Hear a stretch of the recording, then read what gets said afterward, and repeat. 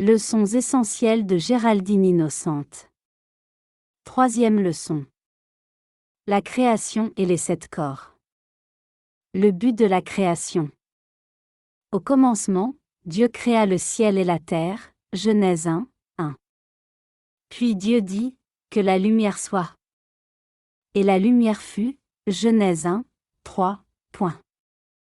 Alors Dieu dit, faisons l'homme à notre image et à notre ressemblance, Genèse 1, 26, point. Dieu créa l'homme à son image, il le créa à l'image divine, il créa le mâle et la femelle, Genèse 1, 27. Dieu considéra toute son œuvre, et il vit que cela était bon, Genèse 1, 31. Il est dans la nature de Dieu de permettre à ses enfants de devenir avec lui des co-créateurs.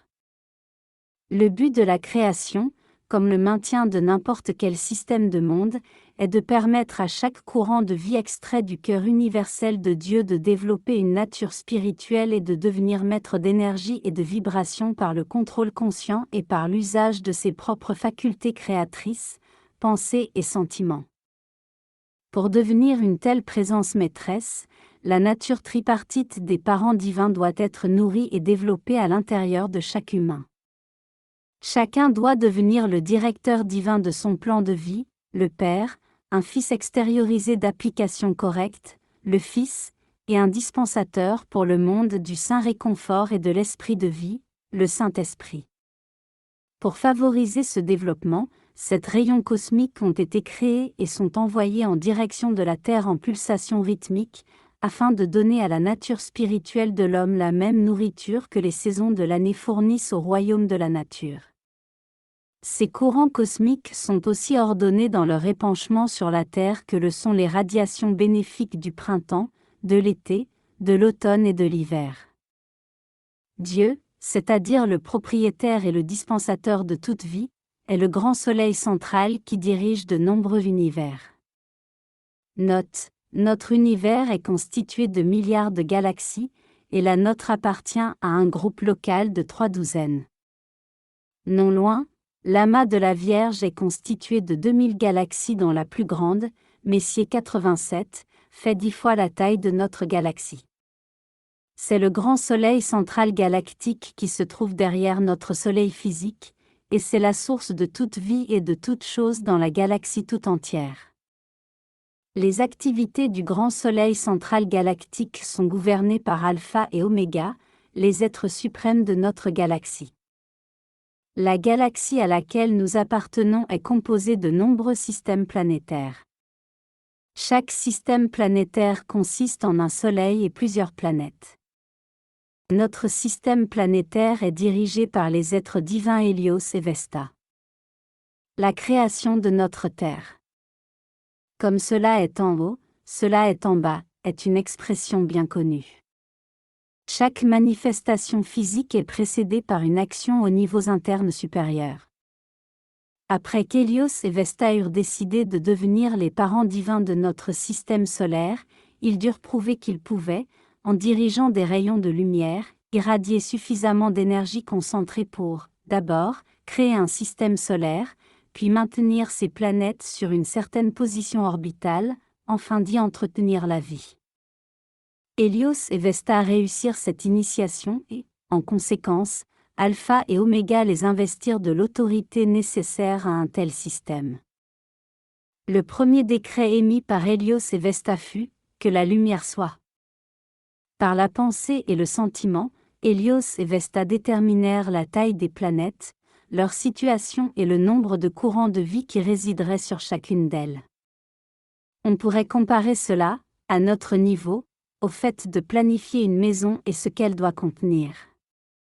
Lorsque le schéma de lumière fut accompli, Hélios et Vesta placèrent le modèle entre les mains du veilleur cosmique silencieux, lequel est responsable du maintien de l'archétype de notre système planétaire. Le nom de ce veilleur cosmique silencieux est Circulata, c'est un être féminin.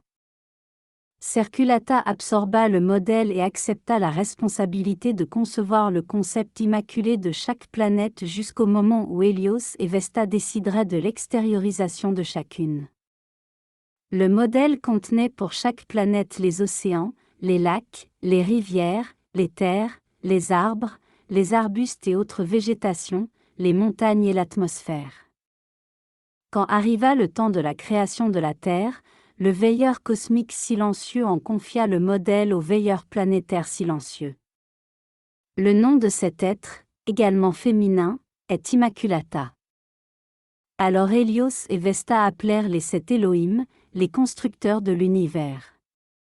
Les 7 Elohim répondirent à l'appel d'Hélios et de Vesta, entourant le veilleur planétaire silencieux, étudièrent avec beaucoup d'attention le plan qu'elle maintenait dans sa conscience, qui représentait sa joie, son service, et qu'elle avait l'opportunité d'amener à la forme. Leur première activité fut, dans cette perspective, la projection de puissants rayons de lumière émis à partir de leur conscience combinée, formant la matrice de la nouvelle planète. Quand cela fut fait, ils appelèrent les directeurs des forces élémentales et les constructeurs inférieurs de la forme, les anges d'Eva et les esprits élémentaux. Ces êtres magnétisèrent la substance de lumière électronique, remplissant la planète et la façonnant selon les instructions des Elohim. De la même manière que les constructeurs se réfèrent constamment au modèle de l'architecte, les Elohim retournèrent encore et toujours à l'étude du modèle de lumière contenu dans la conscience du veilleur silencieux. Note, vous avez 2 messages d'Hélio et Vesta en fin de cette page. L'humanité n'a aucune idée du degré de fidélité, de consécration et de sacrifice d'un être qui décide, en qualité de veilleur silencieux, de conserver le schéma divin d'une planète pendant des millions d'années au-delà du temps initialement prévu pour sa perfection. Ce grand être est un prisonnier de l'amour. Ce veilleur silencieux de notre terre, grand et béni, a maintenu le modèle tel qu'il a été conçu dans le cœur d'Hélios et de Vesta, de même que le schéma de chaque courant de vie destiné à manifester la perfection divine. Lire aussi, Hélio et Vesta, nos parents divins, Riviera Publications. Le royaume de la nature. Les Elohim invoquèrent les directeurs des forces de la nature, la majestueuse Virgo, Terre, le puissant Neptune, Eau, et le bien-aimé Bélier, Air, qui répondirent joyeusement, reconnaissant de l'opportunité qu'il avait de faire le don de leurs éléments respectifs pour le confort et le bien-être du monde nouveau-né et de ses futurs habitants. Hélios et Vesta fournirent l'élément feu. Alors vint l'invocation de l'esprit du printemps, la bien-aimée Amaryllis, qui établit le rythme du printemps dans la floraison, dans les fleurs et dans la beauté de la nature. Cet être magnifique répondit à l'appel en amenant avec elle des légions d'assistants angéliques et élémentaux. Leurs énergies conjuguées habillèrent la douce terre d'une telle beauté et d'une telle joie qu'elle ressemblait à une merveilleuse dryade portant une couronne de fleurs sur sa tête, dans l'attente des esprits qui devaient faire d'elle leur demeure.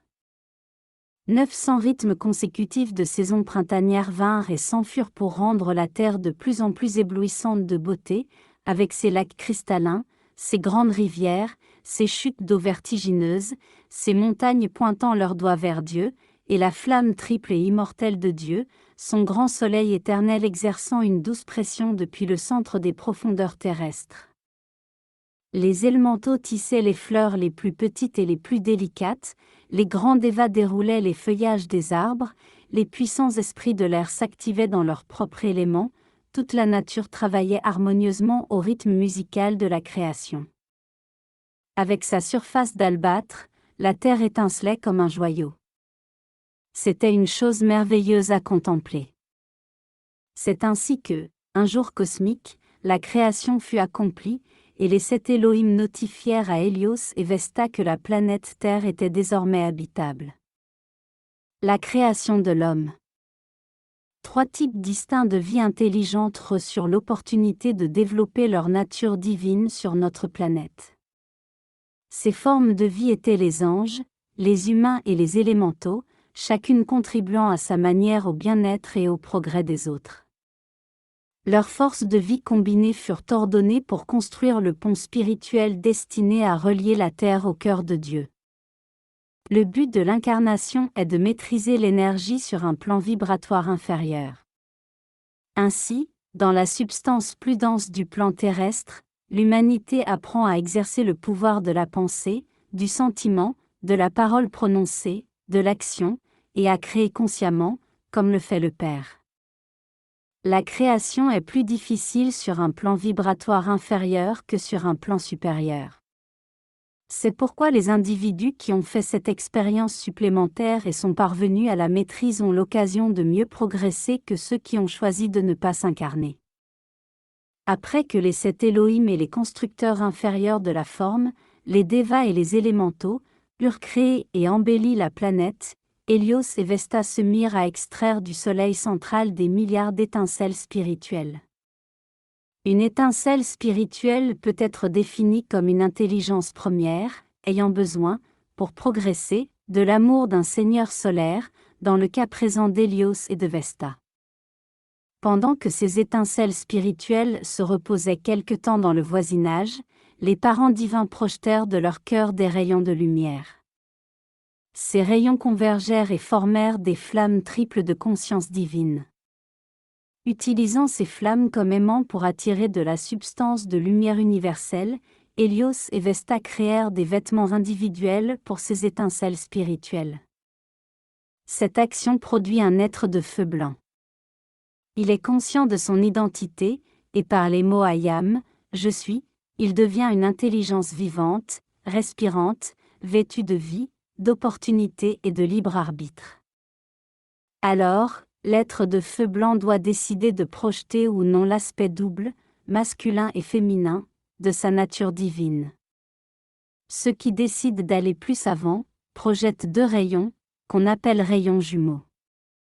À l'extrémité de chaque rayon projeté, il se crée une flamme triple qui s'entoure de substances de lumière et forme la présence Ayam individuelle. Les présences Ayam ont un corps causal de couleur blanche. Elles se préparent à l'incarnation en allant à l'école. Cette préparation s'appelle le voyage à travers les 7 sphères. Les présences Ayam individuelles, chacune à sa propre allure, commencent alors le voyage à travers les 7 sphères intérieures, qui sont 7 bandes concentriques autour de notre Soleil. Là, elles établissent un contact avec les intelligences hautement développées qui représentent les qualités particulières de chaque sphère. Ces intelligences divines ont le désir de faire la volonté du Père et d'étendre son royaume et sa conscience. Commençant par la première sphère, les courants de vie individuels, les présences Ayam, ont l'occasion d'absorber les qualités de chaque sphère, en résidant dans chacune d'entre elles aussi longtemps qu'ils le souhaitent. Dans leur progression, ils ajoutent la couleur de la sphère à leur corps causal. Habituellement, un individu se sent particulièrement attiré par les caractéristiques d'une sphère donnée, dans laquelle il choisit de demeurer plus longtemps pour absorber ses qualités. Cette préférence pour une sphère particulière se traduit souvent par la poursuite, en incarnation, d'une ligne de travail qui s'identifie aux qualités prévalant dans la sphère considérée. Lorsqu'un individu demeure plus longtemps dans une sphère donnée et absorbe ses qualités plus que toute autre, cette sphère devient la sphère prédominante de son développement. Quelquefois, dans l'usage actuel courant, le terme « rayon » se substitue à celui de « sphère ».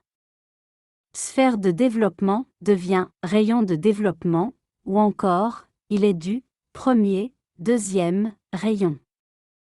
Quand bien même une sphère et un rayon de même type ont des vertus divines identiques, ils agissent à des intervalles différents. Un rayon est une partie d'un cycle. Un cycle dure 14 000 ans et se compose de 7 rayons, chacun prédominant pendant une période de 2000 ans.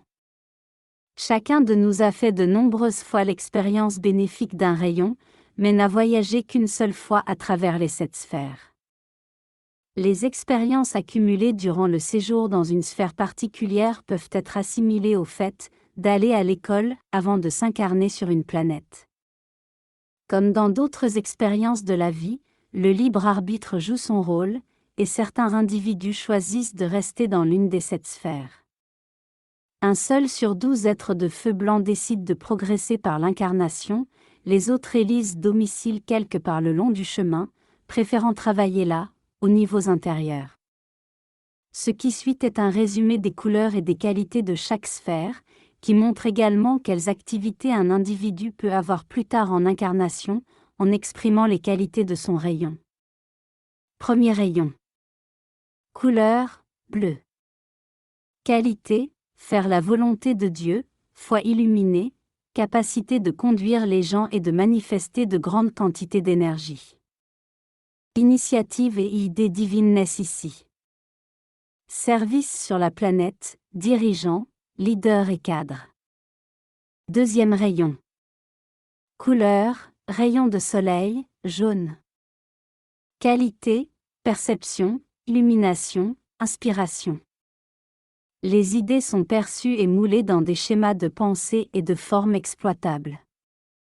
Service sur la planète, éducateur, instructeur.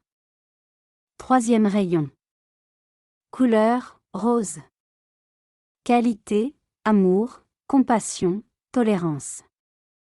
Les idées sont habillées d'essence de vie à travers la nature des sentiments, permettant l'extériorisation future dans le monde de la forme. L'amour est montré comme la force de cohésion qui soutient une forme manifestée. Service sur la planète, arbitre, médiateur. Quatrième rayon. Couleur, blanc. Qualité, pureté, développement artistique, poésie, sculpture, peinture. Service sur la planète, artiste, musicien, architecte, poète. Cinquième rayon. Couleur, vert. Qualité, développement scientifique, guérison, concentration, consécration, vérité. Service sur la planète, scientifique, inventeur, médecin, infirmier, RS. Sixième rayon. Couleur, rubis accompagné d'une radiance dorée. Qualité, adoration, dévotion. Service sur la planète, missionnaire, chef religieux, ministre. Septième rayon. Couleur, violet. Qualité, culture, cérémoniel, raffinement, diplomatie. Service sur la planète, diplomate, gentleman. Les 7 corps. Introduction. Pour s'incarner et fonctionner sur le plan physique et pour traverser le monde de l'expérience, chaque individu doit posséder 7 corps. Chaque corps est créé à partir de la substance du royaume dans lequel il doit fonctionner. De ces 7 corps, 3 sont des corps supérieurs, divins et déjà parfaits. Les 4 restants, désignés sous le nom de corps inférieurs, renferment une énergie qui doit être rachetée et transmutée en perfection par l'individu qui leur a imposé l'imperfection au cours de nombreux âges de vie. Les 3 premiers corps fonctionnent sur l'octave des maîtres ascensionnés, les 4 derniers opèrent sur le mode vibratoire inférieur du plan astral ou psychique, qui contient l'énergie mal qualifiée de l'humanité. Tous les 7 corps contribuent d'une manière ou d'une autre à la conscience de l'individu. Les 3 corps supérieurs renferment une conscience de perfection, mais les 4 inférieurs ajoutent constamment par leurs apports de bien et de mal à la somme totale de conscience du courant de vie. Ces corps inférieurs, en raison de leur développement limité, acceptent le monde de l'apparence, à sa valeur faciale, et accroissent la masse conglomérée de la pensée humaine qui forme la conscience moyenne de l'humanité en tant qu'ensemble. Les 3 corps supérieurs sont la présence ayam, le corps causal et le je christique, également nommé Saint-Je christique ou corps mental supérieur. Les 4 corps inférieurs sont le corps éthérique, le corps mental, le corps émotionnel et le corps physique. Qu'est-ce qui permet aux 7 corps de fonctionner ? Un flot régulier d'énergie vivifiante, des électrons, provenant du Soleil central, affluant successivement à travers le Soleil physique, le corps de feu blanc, la présence ayam, le je christique, en direction des 4 corps inférieurs. Dès qu'un électron est invoqué par une flamme triple individualisée, il est marqué de son propre motif, telle la croix de Malte ou la fleur de lotus. L'homme doit rendre compte de chaque électron qu'il invoque. La lumière électronique a créé toutes les formes dans l'univers. Cette substance première constitue l'aura de Dieu. Les électrons sont attirés dans la forme par la faculté mentale de concevoir et par la vitesse à laquelle ils tournent à l'intérieur de l'esprit. En traversant les électrons, le sentiment détermine leur schéma vibratoire. La pensée est la coupe dans laquelle s'écoule la substance première de la vie, et le sentiment est la pulsation vibratoire envoyée à travers la lumière électronique qui donne naissance à la manifestation. Plusieurs électrons tournant autour d'un noyau central forment un atome. Entre eux, les électrons sont séparés par un espace. Lorsque les électrons tournent à l'intérieur de leur atome, soit ils accroissent leur lumière, soit ils sont ralentis à cause de la discorde et de la substance du royaume astral et psychique qui, par la pensée et par l'émotion, s'insère entre les points de lumière. Alors, si vos pensées, sentiments et mémoires éthériques sont habités par l'imperfection, vous freinez l'action vibratoire de vos électrons, et la substance du royaume psychique et astral les emprisonne, abaissant la vibration entière de vos 4 corps. De cette manière, vous devenez une proie facile pour la dépression, la pauvreté, la maladie et les nombreux aspects négatifs que l'humanité d'aujourd'hui illustre et reflète si bien. Les 4 corps inférieurs s'interpénètrent et leur position relative est la suivante. 1. Le corps physique constitué par des atomes denses, il est aussi appelé le corps atomique. 2. Le corps éthérique déborde le corps physique à raison de 10 à 15 cm. Il est de forme ovoïde. 3. Le corps mental déborde le corps éthérique, il a aussi une forme ovoïde. 4. Le corps émotionnel déborde le corps mental, c'est le plus grand des 4 corps inférieurs, il dépasse le corps physique d'environ 4-20 cm et plus chez certaines personnes. La présence Ayam, je suis. La présence Ayam est le foyer, le siège individualisé de Dieu, connecté avec le cœur du corps physique par la corde d'argent. C'est votre je réel, l'être à travers lequel vous fonctionnerez lorsque vous aurez réalisé votre ascension. C'est le Dieu en vous qui ne connaît que la perfection et qui la répand et l'étend constamment. C'est votre je permanent qui ne meurt jamais. Ce foyer individualisé dispose du pouvoir des parents divins. La présence Ayam a la capacité de penser et de créer à partir de la vie première ce qu'elle désire par l'usage du libre arbitre.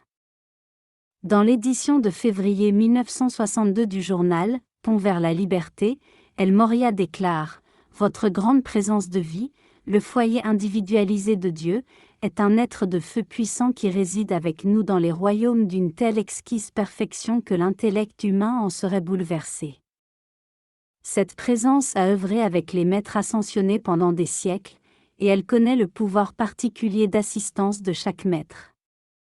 Lorsqu'elle voit, dans sa grande sagesse, que vous avez fait des efforts suffisants dans votre quête de lumière, que vous avez été ferme dans votre service à la lumière et que, au mieux de vos capacités, vous avez désiré maîtriser vos pensées et sentiments, alors, et seulement alors, votre présence approche les maîtres les plus aptes à vous assister dans votre progression.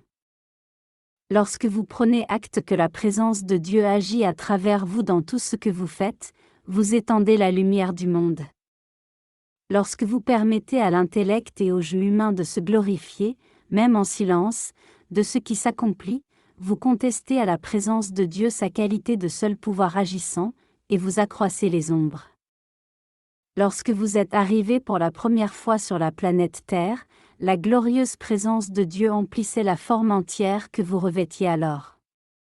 Cette présence divine, enveloppée dans la flamme triple, était physiquement visible aux yeux de tous les hommes. Par le rythme de cette flamme, vous étiez capable d'extraire de la substance de lumière universelle toute forme que vous souhaitiez, et, par le pouvoir magnétique de l'action unifiante de cette flamme, vous pouviez concevoir et précipiter de la nourriture, des habits, un abri, des temples, ou tout ce que vous souhaitiez ou dont vous pouviez avoir besoin. Par le pouvoir de vos sentiments, qui magnétisaient ces formes pensées, leur manifestation avait lieu instantanément. Qu'est-il arrivé à cette présence magnifique?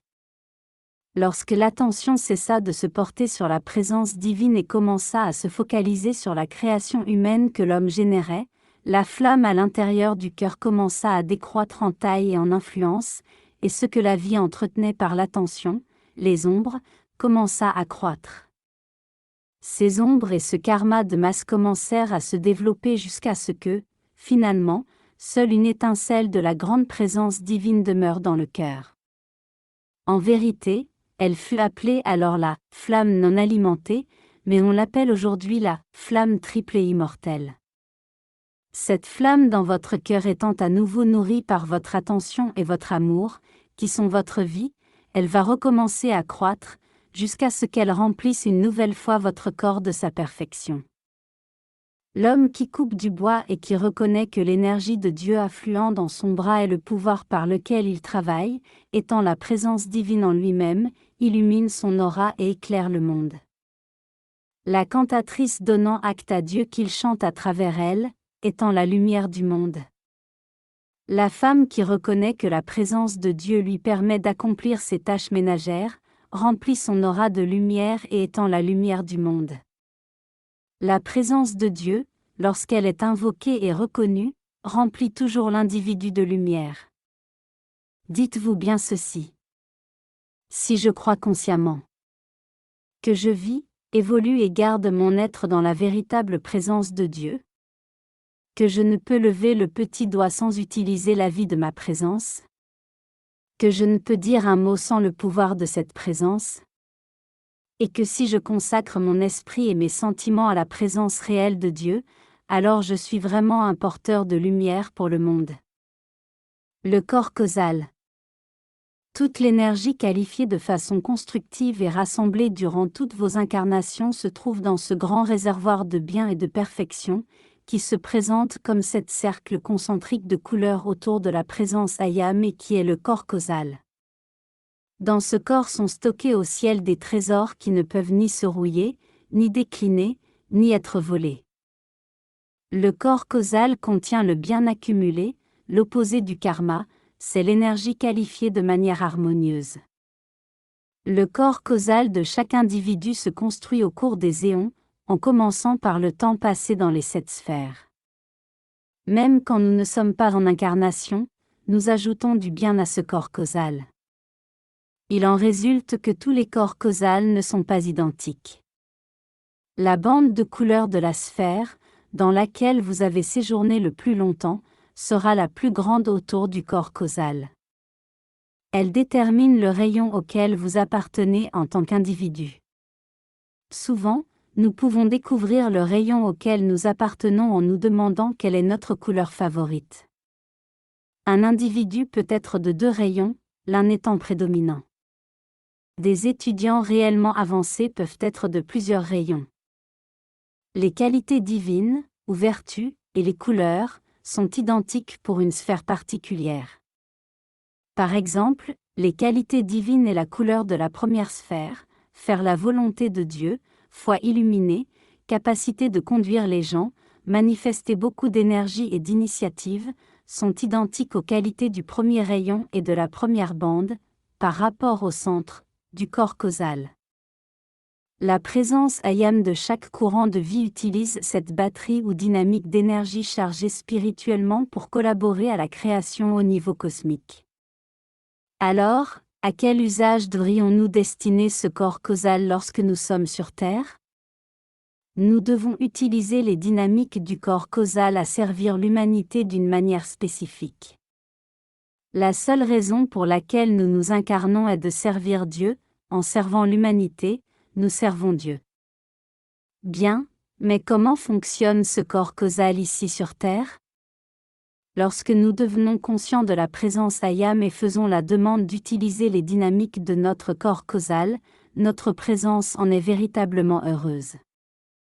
Alors se met en route le processus de purification des 4 corps inférieurs.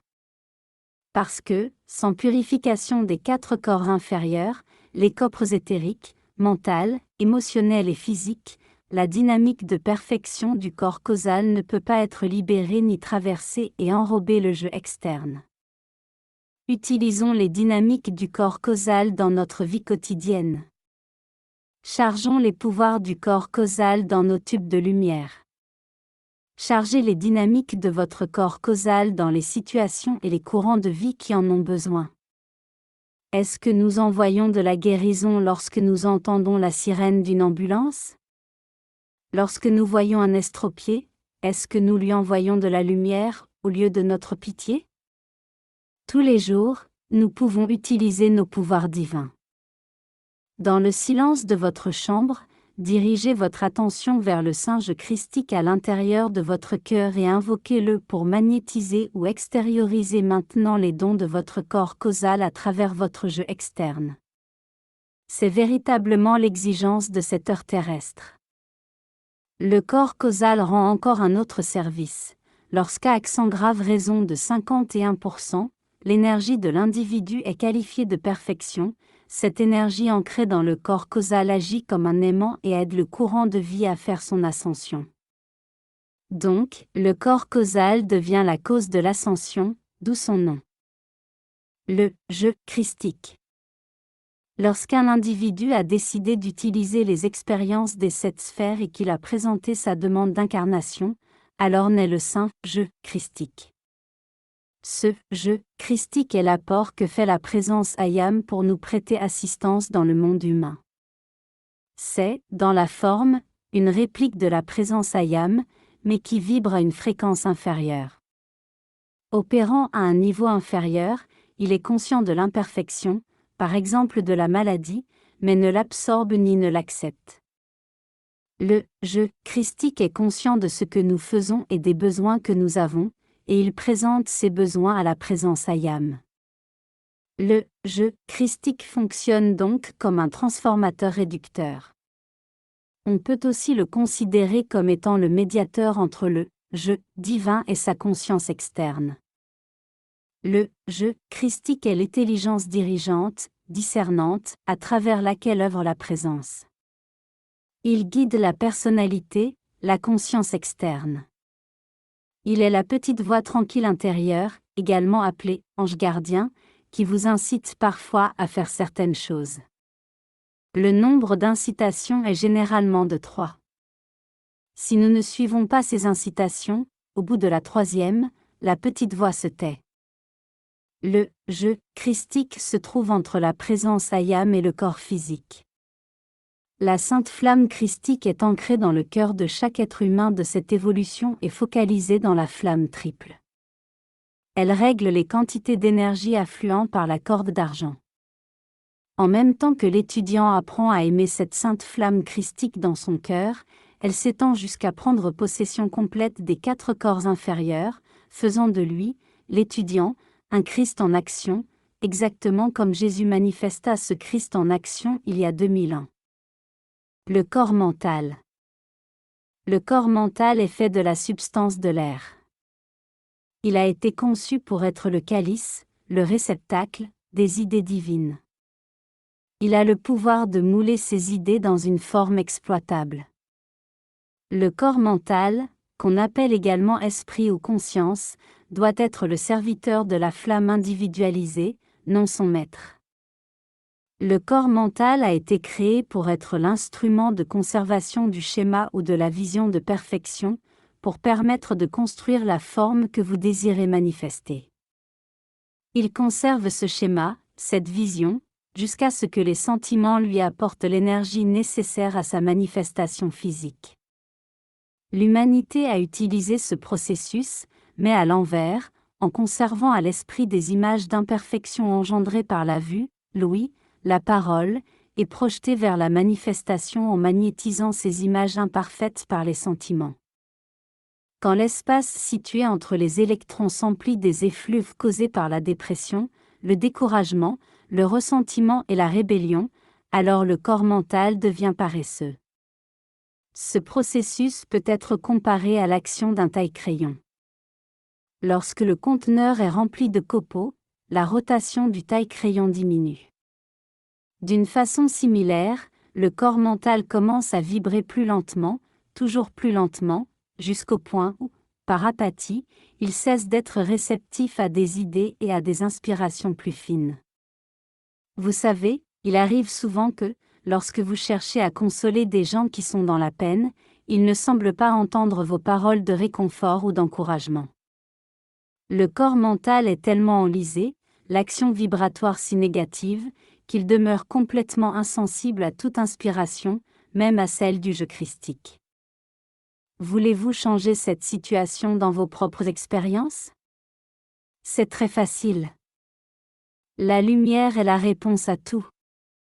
Nous pouvons changer l'action vibratoire du corps mental en faisant appel au feu violet. Visualisez les atomes qui composent le corps mental, se purifiant de l'intérieur, leurs électrons tournant de plus en plus vite. Prenez garde à ce que vous voulez héberger dans votre corps mental pour les 24 heures à venir. Changez vos habitudes de pensée, de sentiments et de paroles. Le corps émotionnel. Le corps émotionnel, le plus grand des 4 corps inférieurs, contient notre monde des sentiments. Son service normal est de nourrir les idées divines du sentiment positif de l'accomplissement, d'irradier la nature de Dieu et toute vertu de bonheur, de pureté, de grâce, de pardon et de paix.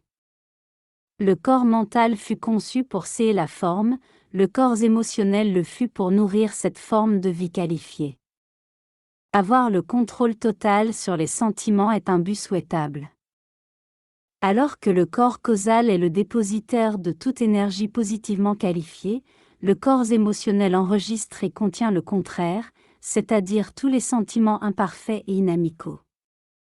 Il est nécessaire que toute cette énergie soit transmutée en perfection, en remplaçant toutes qualités humaines par les qualités divines d'amour, de paix, d'harmonie, de bonheur et autres attributs constructifs. La flamme violette de transmutation aide à réaliser cet objectif.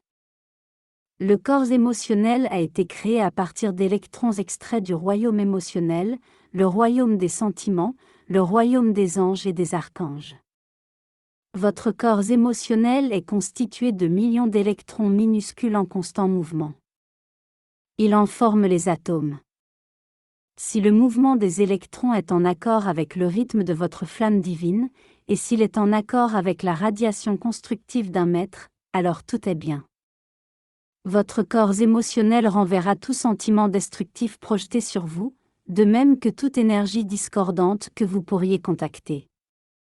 Vous serez le maître contrôle de toute énergie, où que vous vous trouviez. Le corps éthérique. Dans le corps éthérique se trouvent stockés les souvenirs de tous les actes, pensées et sentiments des incarnations antérieures, les bons et les mauvais.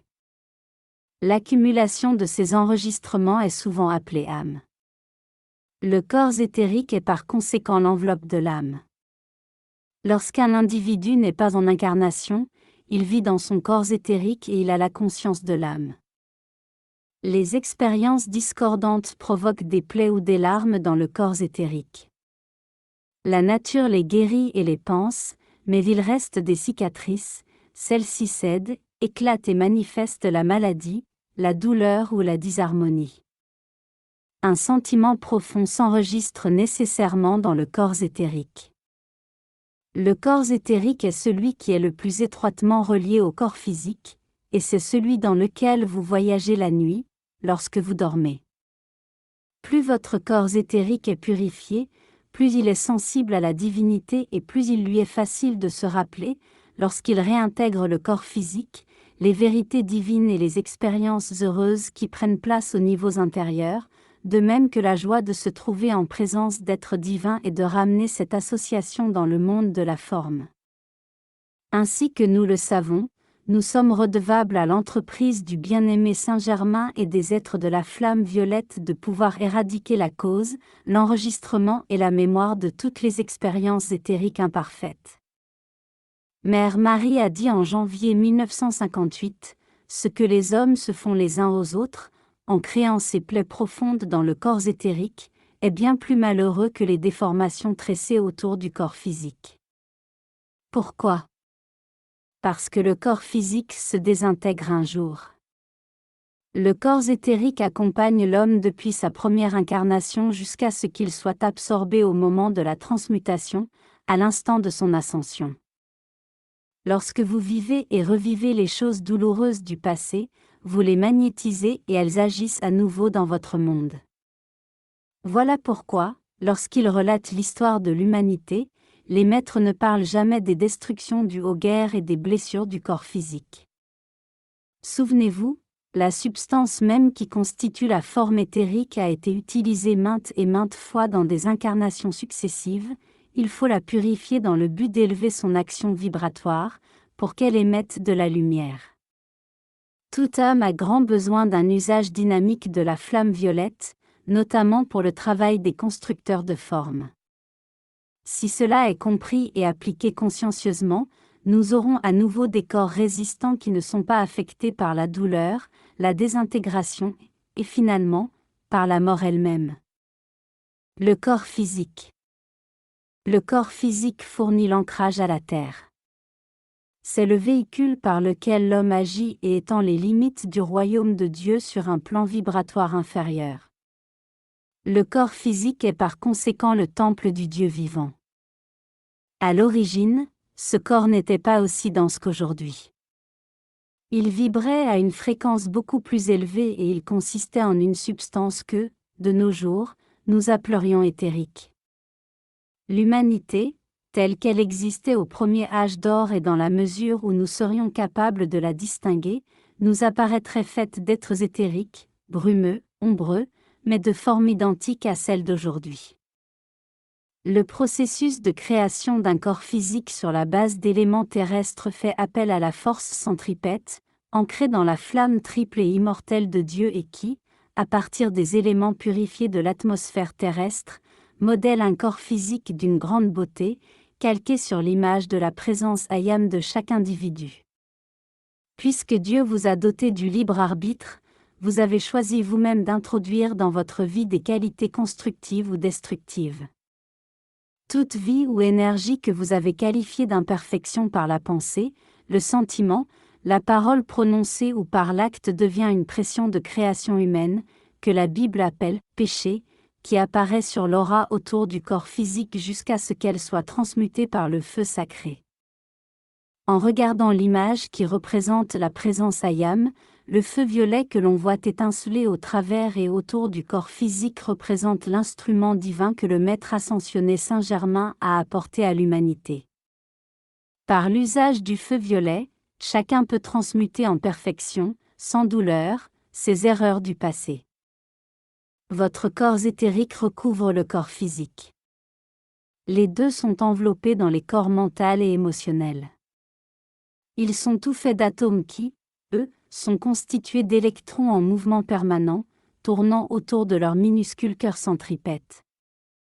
La qualité des atomes de chacun de vos corps est sujette à un changement constant, à une purification ou éthérisation, ou alors à un phénomène inverse de condensation, d'alourdissement. C'est pourquoi les individus sont parfois très beaux lorsqu'ils sont jeunes, à 18 ans par exemple. Leur visage est clair, exempt de rides, leur corps est vif et léger, mais après 20 à 30 ans d'expérience discordante, vous constatez que les atomes vitaux de la chair n'ont plus la même vibration élevée. Cela rend la forme moins avenante qu'elle l'était avant d'être imprégnée de discorde. La corde d'argent pénètre dans le corps physique par le sommet de la tête, la fontanelle, elle établit le contact avec le je christique et la présence ayam. C'est la fontaine dispensatrice d'énergie. Sans cette source de force vive, le corps physique ne pourrait pas fonctionner, il s'ensuivrait alors la prétendue mort. Le cerveau est l'organe physique à travers lequel travaille l'esprit. Il enregistre les impressions provenant du monde externe. Le cerveau est le véhicule du mental, de l'esprit. Le système nerveux fonctionne comme un réseau de câbles fins qui sont les porteurs de messages de pensée et des impulsions émotionnelles vers toutes les parties du corps. Deux activités s'opèrent constamment à travers la moelle épinière, l'arc descendant d'énergie électrique qui ancre le corps à la surface de la Terre et le courant ascendant puissant qui permet la station et le déplacement debout plutôt que de ramper au sol. Lorsque l'activité de vie est plus puissante dans l'arc ascendant, nous atteignons le point où l'attraction gravitationnelle de la Terre ne retient plus le courant de vie, et l'ascension devient possible. Conclusion. Avoir cette corps ne devrait pas vous paraître étrange, puisque votre voiture elle-même est composée de plus d'une pièce. Car vous êtes en vérité une machine complexe, et le corps physique lui-même est un merveilleux exemple d'ingénierie. De la même manière que votre voiture a un carburateur, une pompe à essence, des bougies, un système électrique, un système de refroidissement, etc., qui tous doivent collaborer pour qu'elle roule sans à-coups et avec efficacité, il est nécessaire que tous vos corps soient alignés les uns sur les autres et s'accordent parfaitement entre eux pour que le fonctionnement de votre monde soit parfait. À l'instar de l'expert mécanicien qui vous dit ce qu'il faut faire pour que votre voiture marche mieux, les maîtres ascensionnés vous guident et vous dirigent dans la conduite plus efficace de vos corps.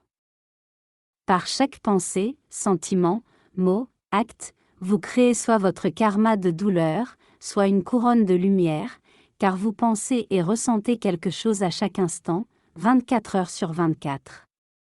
Comment utilisez-vous chacun de vos corps? Que créez-vous? La flamme violette transmutante est l'instrument divin et miséricordieux qui peut changer et changera toute chose dans votre monde si vous en faites suffisamment usage. Mais il faut l'appeler pour l'activer. Elle ne vient pas toute seule. Jusqu'à ce que toute douleur et toute limitation aient complètement disparu de vous-même et de votre monde, ne relâchez pas un instant votre application dynamique et enthousiaste de l'activité du feu sacré, par laquelle vous serez capable d'accomplir un jour la victoire de votre ascension dans la lumière.